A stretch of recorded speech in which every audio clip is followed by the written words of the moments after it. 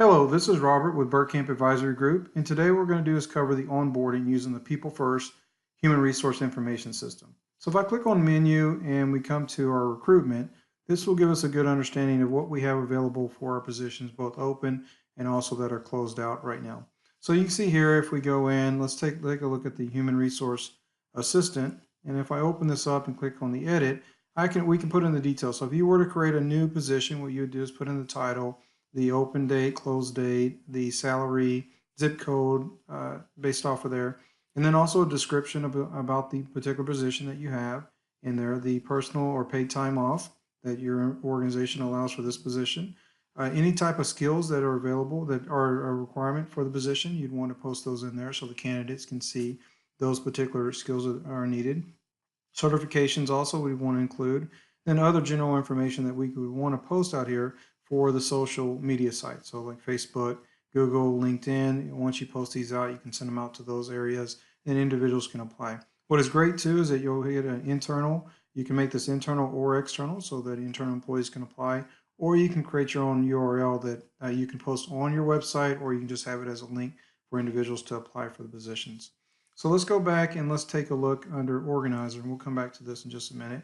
Just look at our available jobs. A different format, but this is what your employees would see within the organization too. So you can see the different URLs that are available out here. So if I come here, this is similar like what you would see from a job list if you're working off of that, or if you're just on a particular position.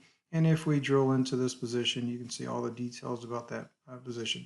Great thing too is as you go down and you work your way through, if you're a potential candidate, you can see the different ways to sign in so you can apply. So you can sign in with Facebook, LinkedIn, or Google, or if you already work with the organization, this could be where you're going to upload your resume based off of that, and then you put in your credentials from there. So nice way to have this available both for internal and external candidates.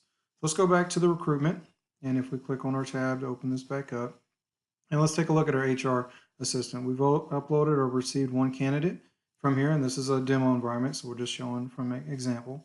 What you would do is get a list of all your candidates from this standpoint in here. So this would be all your candidates, and then what you would do is move them to the next interview.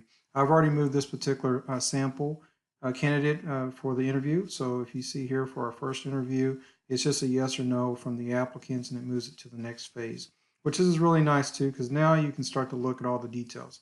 So any information, they're going to have a login using one of those login features that I just showed you a minute ago. And they can put in their employment history, their skills, their qualifications, based off their any kind of contact information that they want to upload, and their resume too, that this is available for you. So you have the option to do that and to work off of it. So you have a number of different things available for you. So as you work through this process and you move the applicant through, what you can also do is add an interview. So if you want to create an interview from this standpoint, you can put in the duration of the interview, the time, where it's going to be located at, and then you can assign different people on the panel. So if you have other individuals in your organization that you want them to attend on this particular interview, you can put those in there, and they'll be associated with the interview too, interview standpoint. So the one great thing too about this, it will send a notification both to the candidate and all the individuals that are on this particular interview process or this interview committee in here, so everybody gets it. And then what you would do is just work your way through the process. Now there's some self-built notifications in here. So after you go to the first one, the candidate gets an email.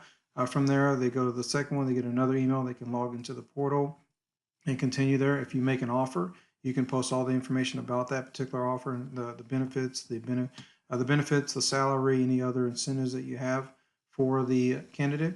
And then for the appointment dates, whenever the candidate is actually going to arrive on site for the position and be a full-time employee or part-time employee, at that point you can designate the times and the location so that an individual knows the exact location and also the exact date that he or she can actually fulfill that commitment in there.